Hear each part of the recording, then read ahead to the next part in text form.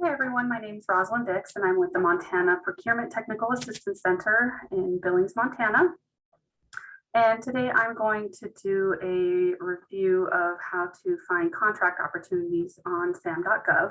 I've done similar videos in the past on this subject, but since the site is now official, it has changed, has a different look to it, and there are a few little things in contract opportunities that are a little different than the previous videos. I want to make an updated version for you. So let's go ahead and get started, and I'll share my screen.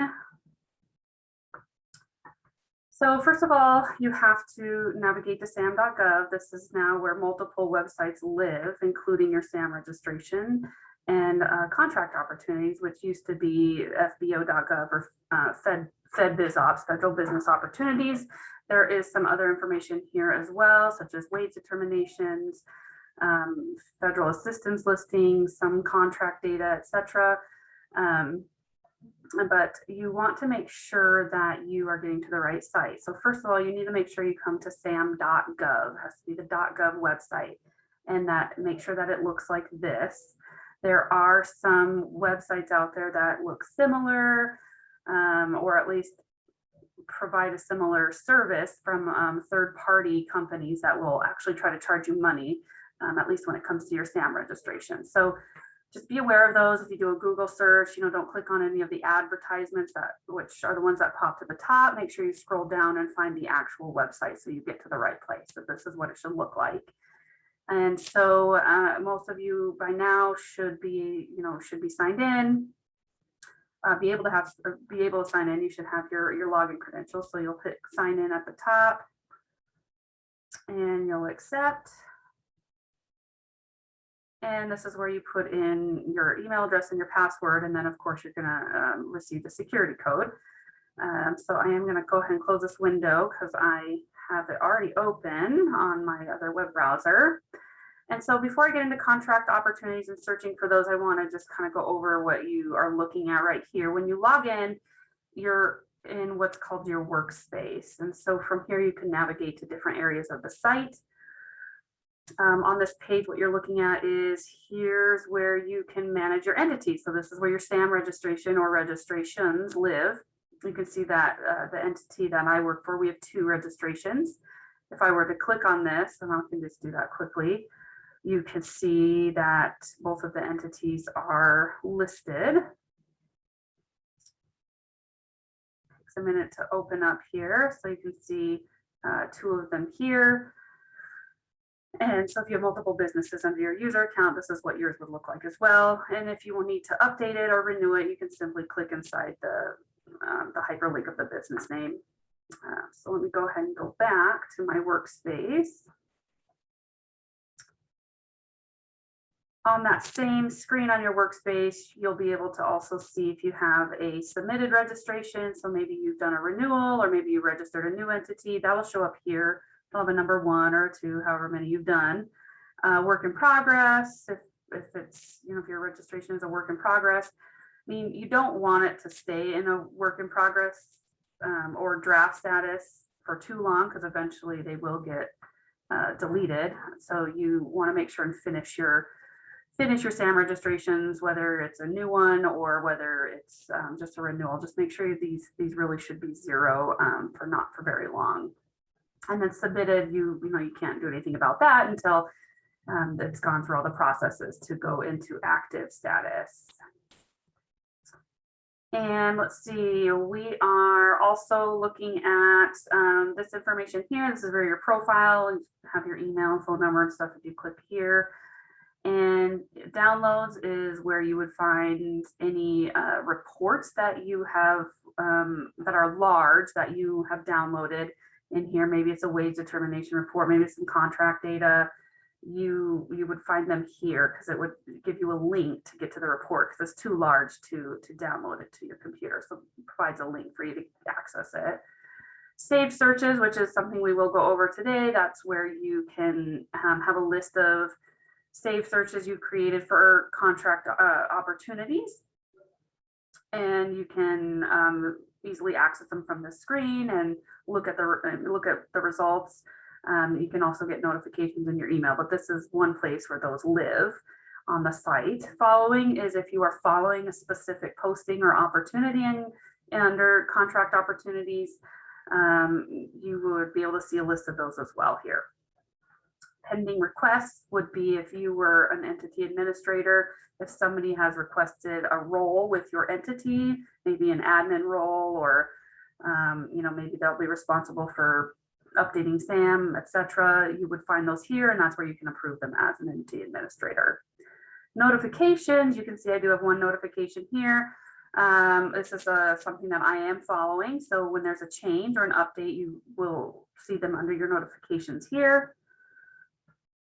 Adding a new role, this is if I wanted to add myself to another entity or request a different role with my existing entities. I can choose what I want to be added as. Once you actually do that and you request it, you get brought to another page that asks for more information, like the DUNS number and stuff of the entity that you're requesting that with. And let's see, entity reporting. This is if you are required to submit reports to the agency for bio preferred reporting or service contract reports. That information is, well, first of all, it's noted in your contract, but also know that if you have any that are required to submit, this is where you will see that. I do want to quickly note that for service contract reports, for sure, I'm not sure about bio preferred reporting. I haven't had a lot of experience with that, but service contract reports, there is a time frame of when you can actually edit those and submit them. I believe you have to submit them by December 15th of each year. I think you get a little bit longer into January, but definitely not past January 31st. So make sure you read your contract and, keep an eye on SAM and know whether you would have to perform any of these reports and submit that information to the agency. The agency should contact you also to let you know, but in case you miss the email, you should be aware of that FAR clause in your contract so that you know that you have to submit that information. Assigning a role or the user directory, this is where you can see what other users are on, with this entity that you're connected to. You can assign roles, etc. from here. And I think, system accounts, unless you are a federal user, you shouldn't have to worry about this part down here. Okay, so let's go ahead and get started on how to find opportunities. So we're going to come up here and we're going to click on search. And when you click on search, it opens up a page that allows you to access different parts of the website. They're called domains. So you're going to click the plus sign to expand it. And here you can see you can look for other entity information for other businesses, wage determinations, federal assistance listings, etc. But we're going to focus on contract opportunities. So we're going to go ahead and click this, contract opportunities. And now our filter criteria has opened up. So you can, you can put in any criteria that you want. It just depends on what you're looking for. And I would encourage you to play around a little bit. I most often search under NAICS codes, NAICS codes, sometimes product service codes. I also often will narrow it down to place of performance. So where's the work completed? It really depends on who I'm helping and what information that they're looking for. Keywords, I will use keywords sometimes. Again, it depends. I would caution you on using keywords. Sometimes it can give you some weird results. So just keep that in mind. I think it mostly searches the title and the description for that word. Sometimes you get a lot of very old postings, so it doesn't always quite return the searches that you're looking for, but it doesn't hurt to look. But it does definitely try to make it a little more specific than just NAICS code. So let's see here. Let's go ahead and just go through some of these drop downs. Here's federal organizations. So if you want to search for agents by agency, if you want to see something, opportunities that the Forest Service is putting out, or Bureau of Land Management, NASA, you know, whoever, you know, Department of Defense agencies, this is where you would want to put that information. The three dots here, well, actually, we'll open up another menu where you can put in the head agency here. So, you know, if it's like Department of Interior, for example, it's the head agency, and then you can even further filter it down by sub-agency. So then you could put in Bureau of Land Management, because that's a Department of Interior sub-agency, but they're all listed here. So this is how you can select them. You'll check mark them, and then it'll be added to your filter. I'm not going to do that. I'm just going to exit out. But anytime you put in any filter criteria, your results will automatically change over here. You don't have to hit submit. Dates, you know, if you know this information, then it's helpful. Maybe you saw a posting or you heard about a posting and when it was due. This maybe, you know, could be a way to filter it down a little bit. Notice type, this is if you are looking for solicitations, sources sought, pre-solicitations, you know, award notices, those are posted here for a period of time, justifications, sale of surplus property. I mean, we're not going to get too far into all of this, but most of you will be looking for pre-solicitations and solicitations. I will tell you the difference between combined synopsis and solicitation is that the pre-solicitation and the solicitation have been put out at the same time on this, and those that are with follow simplified acquisition procedures, they're allowed to put those out at the same time. Otherwise, sometimes you'll see pre-solicitation, and then the pre-solicitation will tell you, oh, the solicitation is going to come out on or around May 25th, whatever it is. So those are just some things to keep in mind. So pre-solicitation isn't the actual job yet, but it's going to come out very soon. So you can filter that way as well. We'll keep going here. Product and service information. This is where I do most of my searching. Your NAICS codes here, or P product service and service codes here. You can just type it in. So I'll type in one right now. And then you just have to, once it comes up, you'll just have to click on it so that it puts the criteria in here so that you see it below. The good thing about this is you can actually stack up the criteria. I could put in 3, 4, 5, 10 NAICS codes, you know, a bunch of product service codes. I could search multiple set-asides at once, multiple states at once. So you can stack up the filter criteria to get a lot of results if you really want to do it that way. It's up to you. I tend to like to keep things pretty separate. It's a little easier to deal with. So today we're just going to look at one. So as you can see, when I put that in, it automatically came up with results. A couple of things to pay attention to right away are the dates over here on the right. So you can see these ones are old.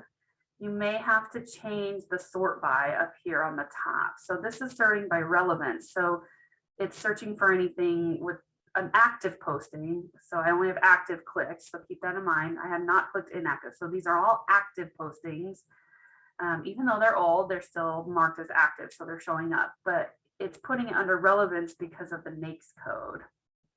It's looking for active postings under that NAICS code. If I click this and I change it to updated date, should pop the newest ones to the top. So now we're into 2021. And if you keep going down, if you really went all the way through, you'd start to see the older ones on the other pages, but we're not going to go through 18 pages of opportunities. So those are some things to look at right away. Set aside, again, if you are a small business, a woman-owned small business, if you're an 8A company, this is where you could narrow down your search further to see opportunities that have been assigned these set aside categories. Okay, and they're all in here. So you can pick which one you're looking for and filter it that way as well. Place of performance, this really depends on your business. I mean, if you're geographically restricted to only Montana, then I definitely would put Montana in here. If you're not, you know, maybe you serve a region, maybe it's Montana, North Dakota, Wyoming, Idaho. you could stack up, put all of those states in here. If you're not geographically restricted, then maybe the first search that you do, you just leave it open to see kind of what comes up. But if you're dealing with too many results, then maybe add some other filter criteria, including place of performance, to see what else comes up. Okay. You can use zip code. That can be hard sometimes. Some places have a lot of zip codes, so it can be hard to narrow down. I'll just show you really quickly with Montana. Again, once you click it, it will add it in green and change the information over here. So looks like we only have one that's pretty current under that code, and it is an award notice. So, so those are some things to look at. So I'm going to delete that right now. Awardee is that would be, if you wanted to look up, if you knew the entity's DUNS number, you could look it up that way. You could look it up by their name, their state. That would be different ways to find who it was awarded. There's other ways to find award information. It's not just in here, but it is an option.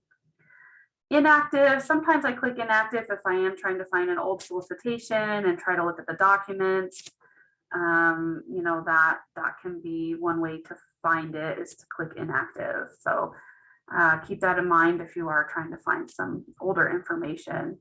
If you only have active selected, it may not show up because it could have gone inactive. There are more filters down here. If you click on this, everything that's in green is a default. It's already on the page. But if you wanted to add some more criteria to your page, you can check mark different information here, and then click update, and it would add it over here.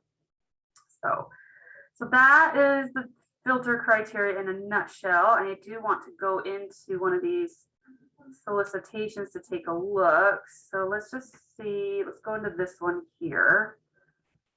And so as soon as you click on the name, it'll open up the description and other details. So over here on the left, you can navigate through the page here. It'll jump you down further in the page if you click on it, or you can just scroll. Some things to pay attention to. Here's the solicitation ID or notice ID. Here is the agency and their sub-tier, contracting office that they're located at. That's the code. View changes. If you see that, I would click it just to see, what has been changed. Looks like it was a date and time on this one. Always pay attention to when the offers are due right away. That should be the first thing that you look at. Do I even have enough time to bid on this? So keep that in mind and look for that right away. Let's see, history, contact information will pop you down to the bottom of the page where the agency contact information is, attachments, same thing, description, all of that. You can see the different headings here. So here's the product service code that was assigned to this one. We didn't search that way, but every opportunity is assigned a product or service code. And then the NAICS code, which we've already, that's how we found it, that's how we searched. Brief description of the work. Sometimes this is really long, sometimes it's really short, sometimes there's nothing at all. And then attachments are here. So these are the downloads that you need to download all of them and read all of them. This is what tells you how to bid on this opportunity. It's all in these documents, all the instructions, all the information of what the agency is looking for in your response, pricing, maybe there's a proposal, technical proposal involved, what have you. You have to read through it to understand not only what the scope of work is, but also how does the agency want you to respond. I get a lot of questions about this. The please request your role. It says this opportunity is controlled attachments. You need a role to access them. It's confusing because people think they need to request the role, and you don't always. It depends on the agency. And you'll know because this one is public and the padlock is unlocked. So you have access to these attachments. If for some reason you ever try to download this and you get an error message or it won't let you access it, or this is locked, then that's when you may need to request a role. One opportunities that need roles or need permission are Department of Defense, some Department of Defense opportunities. You may be asked to get what's called your joint JCP certification or joint certification program. And that's its own process. And then once the agency can verify that you have that, then they can allow you access to view the documents. Because there's usually some drawings of some kind in those documents that they don't want not everybody can look at. They want to be able to vet some of those people, some of those businesses. And if we keep going, then here's the address of the acquisition office and a point of contact. This person just gave their phone number. There's sometimes as a secondary contact. Most of the time, I would say they have a name, email, and phone number. But this is information to take note of, whether you bid on the opportunity or not. Maybe this is contact information. So if you have the time and you have a good tracking system and you're looking in sam.gov a lot for opportunities, start to cultivate some of these contacts so that you have them maybe at a later date, and maybe you reach out to those contacts to market your business or to ask about other opportunities, maybe opportunities that aren't posted on sam.gov, which would be opportunities less than 25,000. So it just depends on your business and what you're trying to accomplish. But that is another thing to keep in mind, is that opportunities that are over 25,000 are the ones that you find on sam.gov. So if you are a really small business and you just are looking for smaller opportunities, you aren't going to find them here. Okay. There's other ways to find those, or maybe there's other ways to find maybe subcontracting opportunities in sam.gov, or at least utilizing the information that's in here. So maybe you are a painter and you may want to look at construction related opportunities like this one. I mean, maybe not overhead doors, but other construction related projects, and find out who the winner is and approach them to as a painter on that project. That's one way to go about it. Another way to go about it is to look at the interested vendors list. I will say that this field is not always open. The agency has to open it on their end. So sometimes you won't see this. And sometimes potential prime contractors don't add themselves here, but let's just take a look on this one. Let's see. So it looks like somebody did. I don't, without researching them, I'm not sure exactly what they do. It doesn't really look like they would maybe bid on this project, but you do find that sometimes. But you may find one or two companies in here that it would apply to them and that they may want to bid on it. So if you were a subcontractor, you now have contact information to reach out to them as a sub, and you can say, hey, I noticed you were interested in this project on sam.gov. I'm a painter, I'm an electrician, I'm a plumber, and etc. I would be interested in being a subcontractor, and I could help you do XYZ. So that's one way to go about it. Of course, there's other ways to go about subcontracting, but while we're in sam.gov and looking at opportunities, I did want to mention that is one way. So then if you want to navigate back to the opportunity, just click contract opportunity, and now you're back to where we were. If this is an opportunity that you are really interested in, you could follow it. And I know I mentioned that on my Workspace. So anytime there's an update for this opportunity specifically, you will get an email notice, and it'll also be under your notifications when you log into sam.gov. It'll be on your Workspace. So I'm not going to click that, but that is what that is for. And so let's go ahead and go back. And I want to show you how to create saved searches.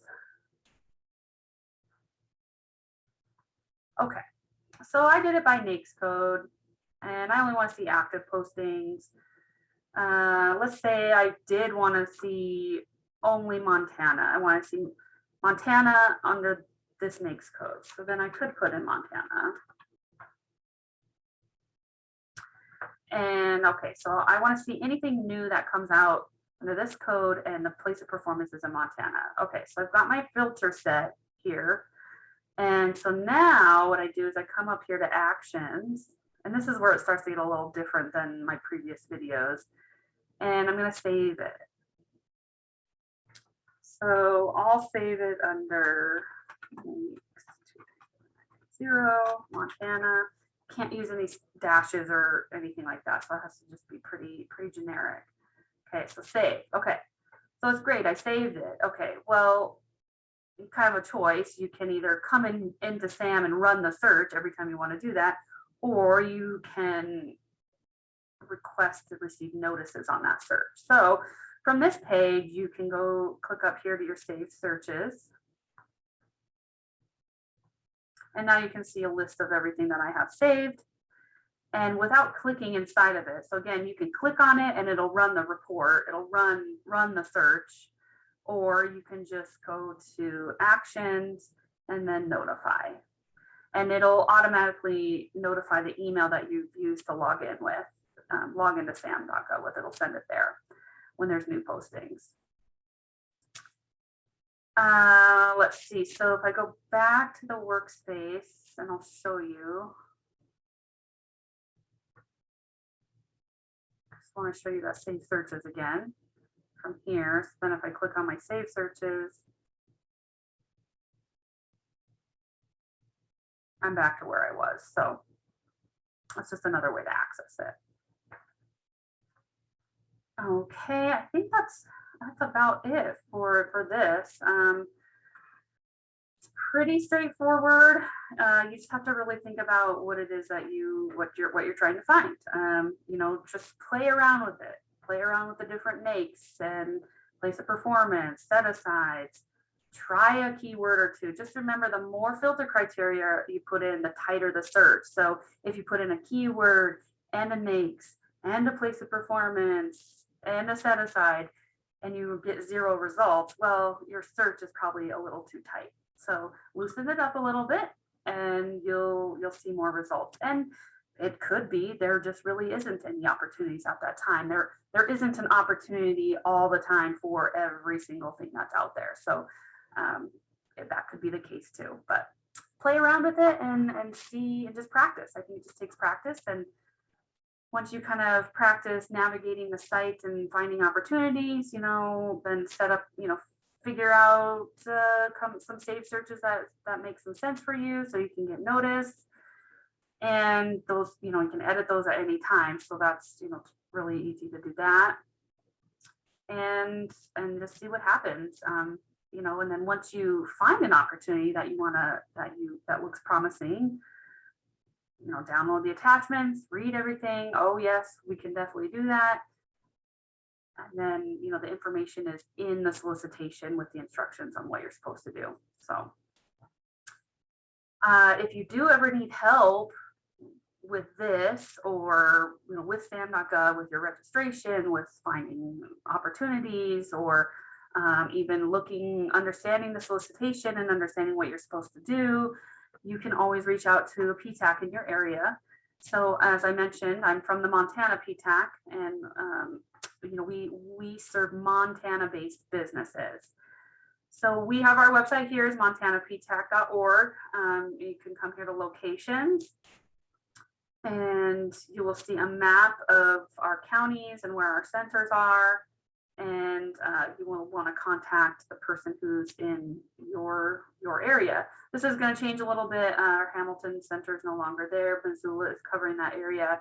And then we're actually opening up another center in Butte that will cover some of these counties over here that Billings is currently covering. So there will be some changes to this map. But yeah, we have all of our contact information. If you're a Montana-based business, please reach out to PTAC. We're a great resource. We're really knowledgeable, and we can help make government contracting not as daunting or scary as it can be for some people. So please utilize us as a resource. If you are watching this and you are not a Montana-based business, there are PTACs in every single state. So I would encourage you to come to our association's website. It's aptac-us.org, and click on your state. So if you're in California, It'll open up all the California PTACs, and there's our, I think there's our, they have our counties listed here. So you might have to, you know, kind of scroll through and see which area you're in and contact the PTAC that's nearest you. And they can help you with all of those things, SAM and solicitation and marketing and general questions. So I would encourage you to do so. That is it for today. I appreciate you watching, and good luck to everyone who is searching for government opportunities. And I wish you all well. Thank you.